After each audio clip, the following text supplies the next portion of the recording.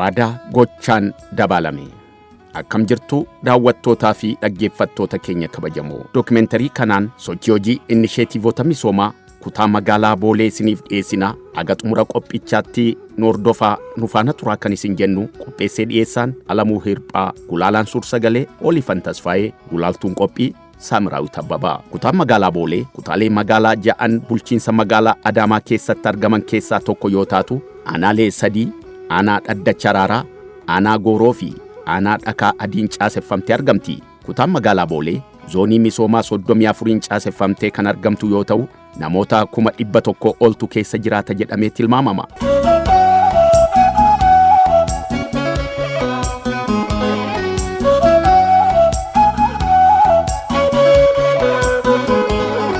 Bulchiinsi magaalaa Adaamaa karoora xiiqii galmoottan gurguddoo 4 carraa hojii uumuu, midhaan nyaataan of danda'u, teknooloojii fi kalaqaa babal'isuu fi interpreneurshipii cimsuu baafatee karooricha irratti kutaalee hawaasaa garagaraa fi raawwataa sadarkaan jiru waliin mari'achuun erga walii galee booda jalqaba waggaa irratti tokko jedhee hojiitti seene.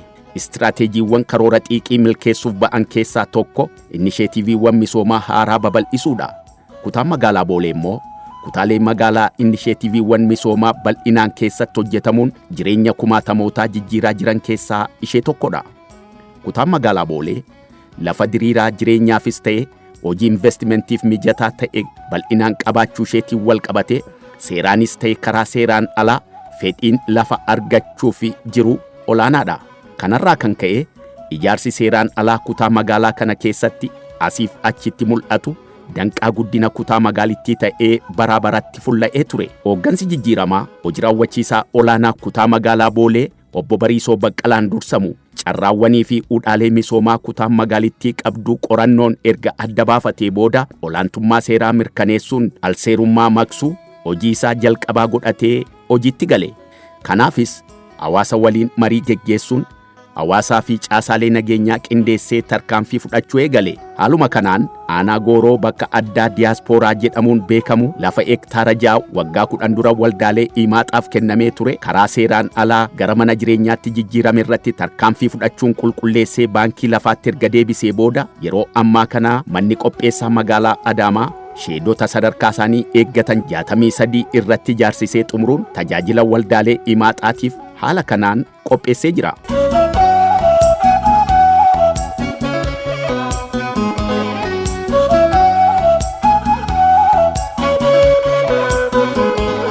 Obbo Bariisoo Baqqalaa hojii raawwachiisaa olaanaa kutaa magaalaa Boolee dhimma kanarratti waan jedhan qabu. Amma kaaftani iddoo paarkii Oboo jedhama keessattuu yoo aanaa Gooroo keessatti paarkii Obooti.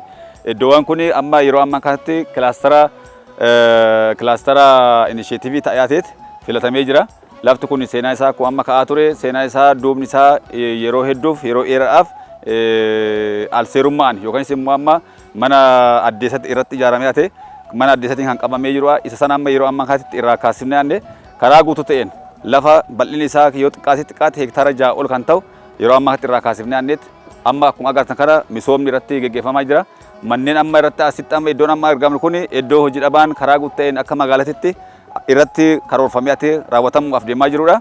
Iddoon kun immoo amma keessattuyyuu amma iddoon amma jiru kun lafti kun seenaan isaatillee tanaan dura kan Imaaxaan qabameya saayitiin isaa guutummaan guututti Imaaxaa garuu lafti kun dabarfamee ate alseerummaan lafa addeessaa ta'amee ate lafa addeessaatiin qabame amma tarkaanfii fudhanneen yeroo ammaa kaatitti akkuma amma laaltan kana misoomni irratti babal'achaa hojii dhabaan keenya karaa guuteen akka irratti gurmaa'uu fi sarkaa magaalatitti sarkaa kutaa magaalatti miti sarkaa magaalatitti yeroo ammaa kaatitti hojii dhabaan bal'aan qophaa'ee raate kan eeggataa jiru.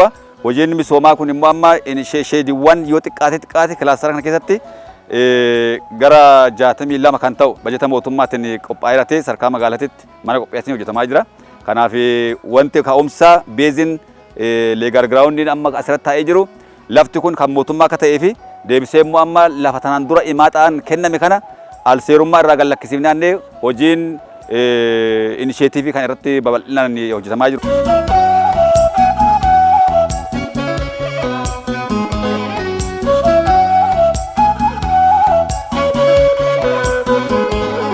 Kutaan magaalaa Boolee karoora inisheetiivii misoomaa dameewwan hojii garagaraa horsiisa lukkuu, furdisa loonii, horii aannanii, horsiisa booyyee fi warmi kompoostii akka kutaa magaalichaatti qabame aanaalee sadan aanaa gooroo, aanaa dhakaa adii fi aanaa dhaddacha raaraatiif qooduun uummata bal'aa fi abbootii qabeenyaa sosochoosuun hojjechaa jira. Aanaan gooroos aanaalee kutaa magaalaa Boolee jala jiran keessaa tokko yoo taatu akka aanaa kanaatti sheediiwwan 46 ijaaramanii waldaalee imaaxaa fi waldaalee maatiif tajaajila kennaa jiru. Kana keessaa horiin aannanii sheedii 20, furdisa loonii sheedii 10, horsiisa lukkuu sheedii 10, horsiisa booyyee sheedii 4 fi warmi kompoostii sheedii 2 keessatti namoota hedduuf carraan hojii uumamuu bulchaan bulchiinsa aanichaa obbo Kadir Adem haala kanaan ibsu. Istiraatejii haarawaa mootummaan gadi buusee lafa qabsiisuudhaaf inisheetiiviiwwan bifa adda ta'een akka aanaa keenyatti kallattuma gubbarraan kennameen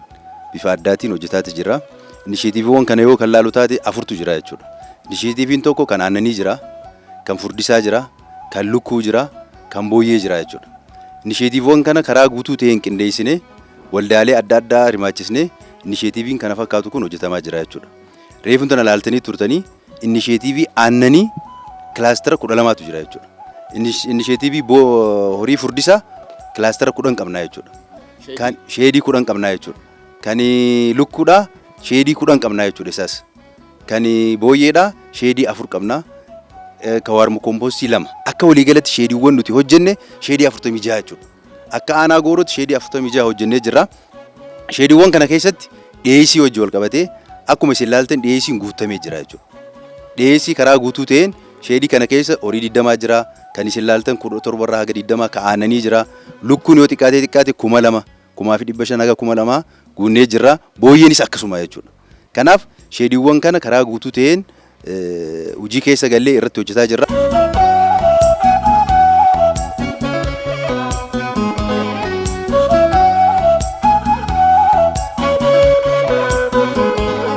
Kana malees aanaan gooroo kilaastera furdisa loonii cinatti kilaastera qonna magaalaa tokko hundeessuun dikee horii kana fayyadamuun muduraalee gosa adda addaa misoomsaa jira.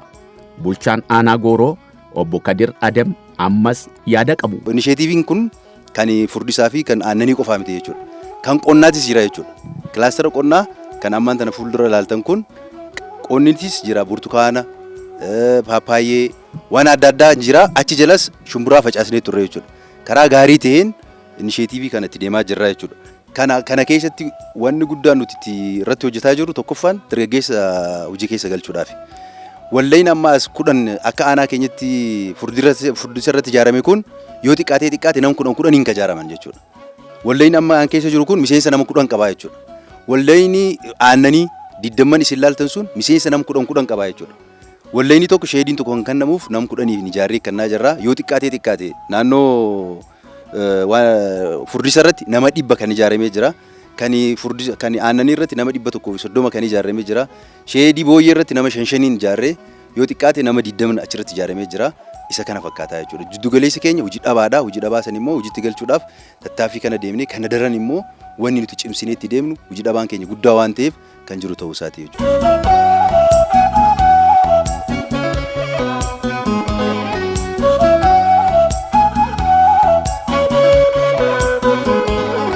Aanaan dhakaa adiis aanaalee kutaa magaalaa Boolee keessaa tokko yoo taatu akka aanaa kanaatti sheediiwwan tajaajila kennaa jiran 45 keessaa horii aannanii sheedii 15, furdisa loonii sheedii 12, lukkuu sheedii 15, horsiisa booyyee sheedii 3 keessatti dargaggootaa fi dubartoota hedduuf carraan hojii uumameera. Sochii hojii waliigalaa inisheetiivoota aanaa dhakaa adii ilaalchisuun bulchaan aanichaa obbo Shambal Abarraa akkas jedhu. Akka aanaa dhakaatti sochiin inisheetiivii kilaastara iddoo 4tti kan qopheessine. Kana keessa aanaa malkaa Adaamaatti qophaa'ee jira. Aanaa goorootti illee qopheessine jirra. Aanuma keenya aanaa dhakaadittis iddoo 2tti iddoo adda jaboo jedhamuu fi FTC iddoo jedhamutti kan hojjechaa jirru. Kana keessatti inisheetiiviin kun horsiisa lukkuurraa kaasee horii aannanii booyyee fi akkasumas warmi kompoostii kan irratti hojjechaa jirru ta'uu isaati. Kana waliin wal qabatee inisheetiivii kana gosa lamaan kan hojjechaa jirru. Tokko hirmaannaa hawaasaatiin, lammaffaa immoo qaama dhuunfaadhaan san keessatti kan hojjechaa jirru. Carraa hojii wal qabsiisnee illee kan hojjechaa jirru yoo ta'u, dargaggeessa keenya adda baasnee hojii dhabaa irratti gurmeessaa kan jiru ta'uu isaatii fi kana malees karaa dhuunfaatiin immoo qonnaan bultoota keessattuu qonnaan bultoota baadiyyaa kan nu jala galan adda baasnee kan akka irratti hojjetan gochaa jiru ta'uu isaati. Kana keessatti kan hojjechaa jirru kan booyyee sheedii 3 qopheessinee jirra.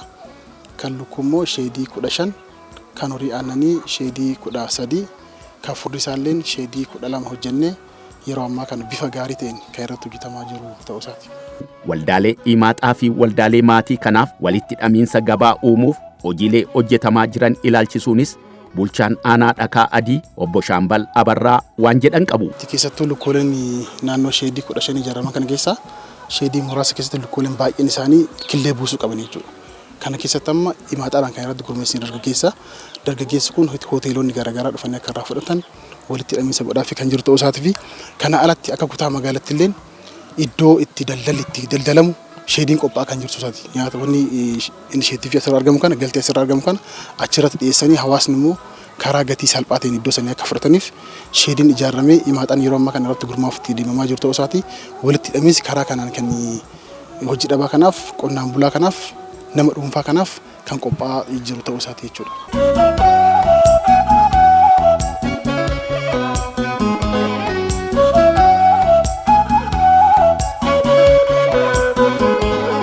Hojiin inisheetivii misoomaa babal'isuu fi fayyadamummaa uummataa mirkaneessuu aanaa Dhadda Charaaraa keessattis cimeetti fufeera. Akka aanaa kanaatti sheediiwwan 20 tajaajila kennaa kan jiran yoo ta'u, kana keessaa horiin aannanii sheedii 6, furdisa loonii sheedii 6, horsiisa lukkuu sheedii 6, horsiisa booyyee sheedii 1 fi warmi kompoostii sheedii 1 keessatti namoota hedduuf carraan hojii uumameera. Bulchaan bulchiinsa aanaa Dhadda Charaaraa obbo Faanuu Gammadii akkas jedhu. Inisheetiiviin bara kana hojiiwwan gurguddaa hojjetaa turre keessaa hojii sadarkaa calqabaatitti inisheetiiviidhaan qabannee ittiin deemaa turre. Innis hojiiwwan arfan iddoo afuritti addaan qoonnee ilaalaa turre irraa jira. Kanneen keessaa inisheetiiviin horsiisa lukkuu isa tokko. Inisheetiivii horsiisa lukkuu akka aanaa keenyaatitti sheedii hanga ammaatitti xumurree hojiitti galchineerru sheedii 6 qabnaa jechuudha. Sheediin 2 hirmaannaa uummataatiin kan hojjechiifne jira. Itti aansee abbootii qabeenyaatiinis sheedii 4 hojjechiifne. Sheediin 6 qabatamaan hojii keessa galee istiila gammaatitti hojii keessa kan jirudha. Itti aansee kan hojjetaa turre inisheetiivii horsiisa horii aannaniiti jechuudha.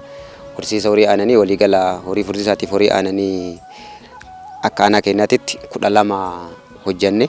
12 keessaa kan horii aannanii 6, kan horii furdisaa 6 waliigala 12 hojjenne hojii qabatamaa keessa galee kan ittiin hojjetamaa jiru.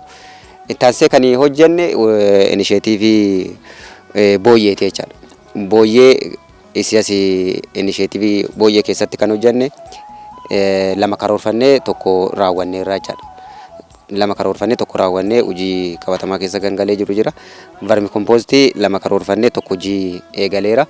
Waliigala akka kutaa yookiin akka aanaa keenyaatitti hojiiwwan hojjetaa turre kilaastara arfan kanaan addaan qoqqoonnee hojjetaa turre keessatti kilaastara arfan kanneen keessatti hojii qabatamaa keessa galee naannoo kanatti fayyadamummaa uummataas karaa gaarii ta'een itti fayyadamaadha. Akkuma beekamu kabajamoo kantiibaa baroota darban keessatti yoo labsan yoo xiqqaatee lukkuu irraa killee argannu kan guyyaatti 15 galee yoo xiqqaate gara 5tiin deebinu kan jedhu haala qabatamaa amma magaalaa keenya keessa jiruun amma asitti kan argitan kana sheedii keenya ijoolleen fuudhanii hanga istiil biirootti fidanii nu biratti raabsaa jiru. Gatiin ittiin raabsamaa qarshii 5 akka 7tti gama kanaan hojjetamaa. Kun jijjiirama guddaadha jechuudha.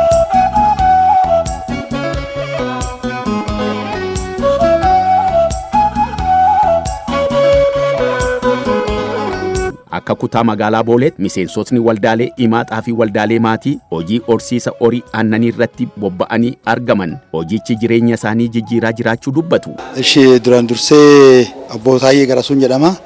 Aanaa Gooroo keessatti horii aannanii kan hojjechaa jira. Duraan durseetis anis immoo galatan barbaada. Kantiibaa Adaamaa, Boolee Kiflee Katamaa, bulchaa aanaa Bokadirfaa isaantu qarqaaree kanaan nu ga'e dura rakkoo lafaa qabnaa turre amma immoo inisheetiivii haaraan isaa waan nu gurmeessanii asiin nu ga'an amma kana nu kennaniif sirriitti hojjechaa jirra. duraan bootaan qabnu itti babal'achifachaa jirra. Amma garuu horii as keessa amma horiin gara 17 namni jira. Horiin 9 ilmamaa kanaan ijoollee keenyas biyya keenyas deeggaraa jirra. ሰለሞን አርጋው እባላለሁ። በጎሮ ወረዳ በቦሌ ክፍለ ከተማ ውስጥ ነው የምኖረው። ብዙ ለውጥ ነው። አሁን እዚህ ከገባ በፊት ጠባብ ነበረች የኛ የተሰጠን ቦታ ማለት ነው። አሁን ግን ይሄ 240 ካሬ ላይ ሰጥተውን በቃ እንደውም መሸጥ ሁሉ ጀምሬ ነበር እኔ ከብቶቹም ማለት ነው። አሁን ምስጋና ለከተማችን ከንቲባ፣ ለግብርና ጽሕፈት ቤት፣ ለጎሮ ወረዳ አመራሮች በሙሉ እነዚህ ሰዎች በታለመለት አላማ ላይ ስራቸውን እየሰሩ ስለሆነ ባሉበት ይቀጥሉ ተብሎ የቤተሰብ ኢኒሼቲቭ ቤተሰባችንን አደራጅተን ይሄው 3 ወር ገደማ ነው እዚህ ከጀመረን። አሁን በዚህ በ3 ወር ውስጥ ይሄው የምትወያያቸው ጥጆች በፊት ጥጆች ይሞቱ ነበር። ለምን? የተጨናነቀ ቦታ ነበር። አሁን ግን ቦታው ሰፋ ስላለላቸው ይሄው የሚያማምሩ ጥጆች እየተወለዱ ነው። ወደፊት ደግሞ በተሻለ ሁኔታ ሰርተን በቃ ቤተሰባችንንም ለውጠን በስራችን የሚሰሩ ልጆች አሉ። እነዚህ ልጆች እኛ ዳቦ በልተናል። እነዚህ የሚሰሩት ልጆች ወደፊት ዳቦ እንዲበሉ ነው የምንፈልገው።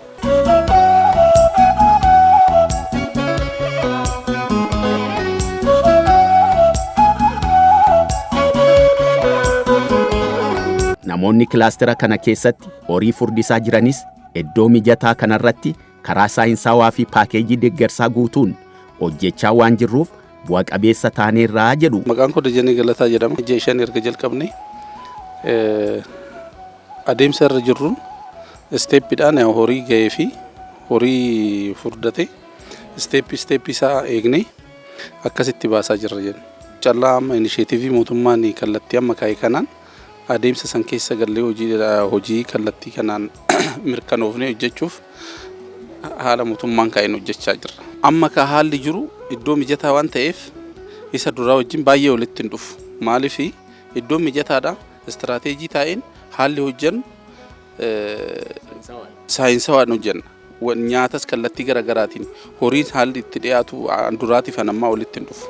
Iddumtuu mijata waan ta'eef namnis onneedhaan hojjechaa jira waan ta'eef haalli amma sheedii hojjennuu fi iddoo biraatti hojjennu baay'ee garaagarummaa qaba.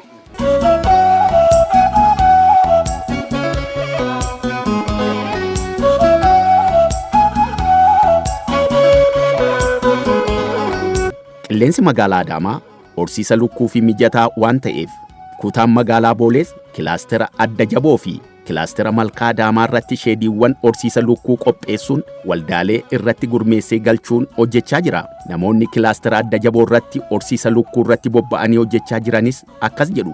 Abdikarim Mikael Nanjani. Gara hojii kana akkitti seenne mootummaan nu kenne dachii kana mootummaan dachii kana nu kenne sheedii lukkuudhaa tartiibuma keenya kanaan nama hedduudhaaf kenname.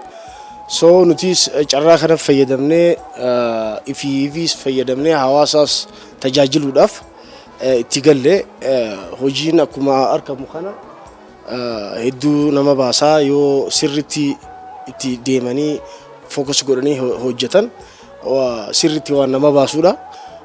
Kan akka bishaanii kan akka ifaa nu guutaa jiranii gargaaraa jiranii. So nutis torbee lamaan kana keessatti ani akkuma agartan kana lukkuu gurguddaadha kan hin galche lukkuu ji'a 4 guute torbee takka yoo akkam fagaate torbee takka booda oomishanii eegalaa nulleen fayyadamnee hawaasa keenya tajaajiluu dandeenya jechuudha. Maqaan kiyya Sa'aadaa jedhama. Gaheen hojii kun asitti wannaa jalqabnee jirra kan lukkuu kana faayidaa guddaa qaba. Inisheetiiviin akka dubartiitti kaka'umsa gaariidha jenneeti ilaalla. Amma garuu xiqqoo hojiin chaalenjii qaba xiqqoo isi in ulfaata. Ulfaatu iyyuu malee itti seennee jirra gaa of duuban deebinu of dura malee.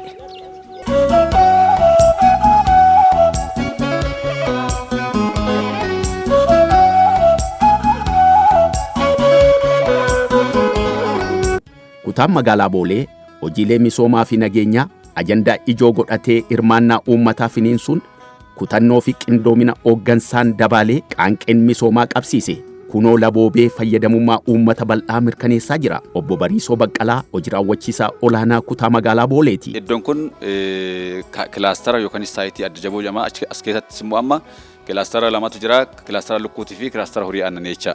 iddoowwan kanatti bal'inaan keessattuyyuu galmoonni magaalaa gurguddoon jennee annee qabanne tokko wabii nyaataa mirkaneessuu lammaffaan immoo carraa hojii uumuu bal'inaan galmoota arfan qabannee jirra galmoota arfan qabanne kana milkeessuudhaaf karoora xiqqii qabannee annee hojiitti galee jira hojii hojjechaa jiru kana xiqqaan hojjechaa jirra jecha sirni nuti gaggeessaa jirru sirna keessattuyyuu sirna Oromoo sirna keenya sirna kana ammoo amma gabbisuu qofa osoo hin ta'in akka sirriitti diinagdeen illee lafa dhaabbatu luka lamaan akka dhaabbatu hojii babal'aawwan magaalaa irratti bara kana karoorfannee hojjechaa jirra kana keessatti hojii inisheetivii hojii horii aannanii hojii wal qabatee akkasumas immoo amma hojii inisheetivii keessaa kilaastara lukkuu hojii wal qabatee akkasumas immoo amma kan kilaastara horii furdisuu kilaastara booyyee kilaastara baarm kompost jennee anneet karaa guutuu ta'een inisheetiiviiwwan kanarratti karaa babal'aa ta'een hojjechaa jirra moor immoo amma as keessatti ammallee gaarota amma qabnu keessatti sululaawwan amma qabnu keessatti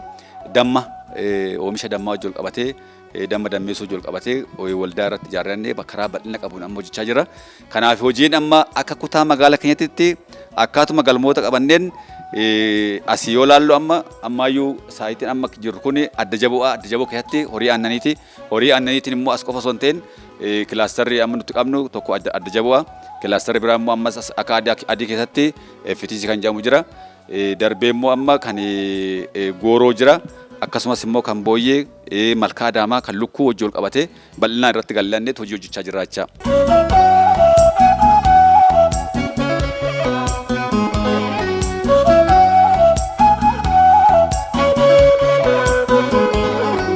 Keessattuu carraa hojii uumuu fi dinagdee uummata kutaa magaalichaa cimsuuf hojiin inisheetiivoota misoomaa kun bu'aalee jajjabduu argamsiisu obbo Bariisoon dabalanii ni dubbatu. Osoo rakkoon tokkoyyuu uumamin asii oomisha aannanii kana karaa guutaan aannan horii aannanii kana asitti sheedii kennee fi waldaan ijaarree waldaa maatii wajjin wal qabatee waldaan maatii kun ijaaramee jira asitti oomishaa jiru oomisha kana oomisha asii argannu kana immoo amma gabatti baay'atee uummanni akka irraa fayyadamu taasifamaa jira. Kun immoo amma hojiin bal'aan as qofa osoo hin ta'in kilaastara adda jaboo irratti asiis immoo amma kilaastara FTC keessatti kilaastara paarkii oboo keessatti bal'inaan oomishni asii bahu akkuma magaalattiyyuu oomishni aannanii amma yeroo ammaatti gabaa tasgabbeessaa jiru kan asii bahu waan ta'eef karaa kanaan bal'inaan irratti hojjetaa jira. Kana alatti immoo amma kan itti aanu horii furdisuu. Horii furdisuun akkuma amma kan ilaaltan kana iddoowwan amma saayitiiwwan qabnu keessatti keessattuyyuu saayitii aanaa gooroo keessatti bal'inaan oomishaa jirra. Asii darbee immoo amma saayitii FTC keessatti bal'inaan oomishaa jirra. Kun immoo amma oomishni kun yeroo ammaa kanatti even tarmii tokko amma fixanii hatanii tarmii lammaffaa galchaa jiru jecha. Kan as keessatti garuu wanni sirriitti ilaaluun jiru amma oomisha keenya horii furdisuu kana asitti furdifnee kan dhiisnu osoo hin ta'in inni illee akkuma oomisha aannanii san gabaaf dhiyaatee hateetti yeroo ammaa tajaajila kennaa jira. Kan ammoo amma gabaan illee fayyadamaa jira hawaasni keenya karaa guutuu fayyadamaa jira fayyadamummaan uummataa mirkanaa'aa jira waan jiru kana as keessatti sirriitti qabachuun barbaachisaa. Kilaastarri booyyee wajjinis wal qabatee yeroo ammaa kanatti waan adda ta'e kalaqa adda ta'e yeroo ammaa kanatti gabaa wajjin wal qabatee rakkoon tokkoyyuu hin jiru oomishaa jirra. Yeroo ammaa kanatti akkuma amma laaltan kana saayitii isaatis laallee jira kilaastara booyyee jennaanne addatti waldaan ijaaramee bal'inaan irratti hojjetamaa jira. Kana keessatti immoo amma kan sirriitti ilaaluun jiru waldaan booyyee kun oomisha isaa haga ammaatitti amma inumaayyuu tokko booyyee tokko haga 65,000 haga 70,000 qonnaan bulaan warri waldaan ijaaraman kun argachaa jiru. Kun immoo bu'aa guddaa. Kana keessatti immoo amma wanni baay'een gaariin as keessatti ilaallu takka ishee booyyeen takka haga 13-14tti amma yeroo ammaatti horaa jirti jecha. Kanaaf namni 5 galfate yeroo tokkoon hagam yeroo tokkotti abbaa biizinesii ta'uu akkamitti akka danda'u asirraa kaafnee andee foorkaast gochuun ni danda'ama. Kanaaf bal'inaan hojii kanallee hojii inisheetiivii haaraa waan ta'eef bal'inaan itti gallee anneetti hojjechaa jirra. Kana alatti immoo kan jiru kun kan lukkuu hojii wal qabatee bal'inaan iddoowwan amma saayitii keenya akka kutaa magaalaa Booleetitti hojiiwwan babal'aan hojjetamanii jiran. Kana keessatti hojiiwwan hojjennu keessaa hojiin lukkuu ijoodha jecha. Malkaa Adaamaa bal'inaan hojjechaa jirra. As immoo adda jaboo irratti amma kilaastara qabnu keessatti lukkuu amma kilaastara 13 irratti amma galchinee yeroo ammaa kanatti bal'inaan horsiisaa jirra. Yeroo ammaa kanatti kan Malkaa Adaamaa lukkuu kiillee kennee raatee gara gabaatitti illee baasaa jirra jecha. Kanaaf amma isaanillee amma wanni sirriitti gaariin lukkuu kiillee achii ba'usan gabaa giddu galeessaa hojii wal qunnamsiisuu sheedii hojjennee fi iddoo tokkotti fiduudhaan hawaasni achi akka bitee akka fayyadamuu akka danda'u karaa kanaan bal'inaan hojjechaa jirra.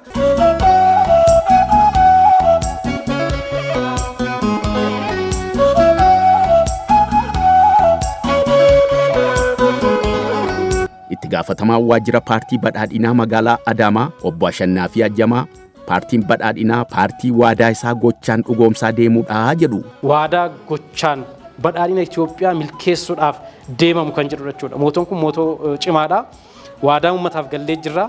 Bakka kaleessaan jirru waan karoorsin hunda raawwanne irrallee jechuu yoo baanne waadaa uummataaf galle sana hirmaannaa miseensota keenyaatiin, hirmaannaa kutaalee hawaasaatiin aga tokko badhaadhina biyya keenya mirkaneessuudhaaf hojiin hojjetame hojii tuffatamu miti.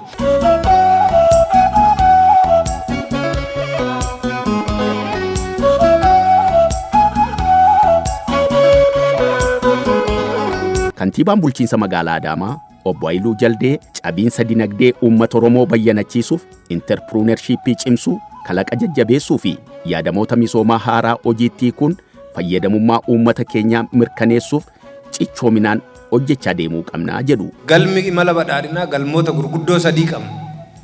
Galmi tokkoffaan uummata keenya diinagdeedhaan humneessuudha. Hawaasa barate kana jechuudha diinagdeetti akka galu gochuudha galmi tokkoffaan. Galmi lammaffaan uummata keenya barnoota fi teekinooloojiidhaan qaruudha. Kun imala badhaadhinaa ni milkeessinaa jennee hojjechaa jirrudha. Karoora maatii badhaadhina Oromiyaatiin. Galmi sadaffaan uummata keenyaaf, biyya keenyaaf, magaala keenyaaf, naannoo keenyaaf sirna cimaa ijaaruudha. Sirna loogummaa irraa bilisa ta'e, sirna ofiisaatiin rakkoo hiikee fuulduratti uummata oofuu danda'u. Egaa dhaggeeffattoota keenya kabajamoo qophii dookumentarii kanaan sochii hojii inisheetiivoota misoomaa kutaa magaalaa Boolee isiniif dhiyeessine kanumaan goolabameera. Sagantaa keenya itti aanuun qophii dookumentarii kutaa magaalaa biroo qabannee hanga dhiyaannutti nagaatti. Qopheessaan qophichaa Alamuu Hirphaa, Gulaalaan Suursagalee, Oliifan Tasfaayee, Horaa Bulaa Deebanaa.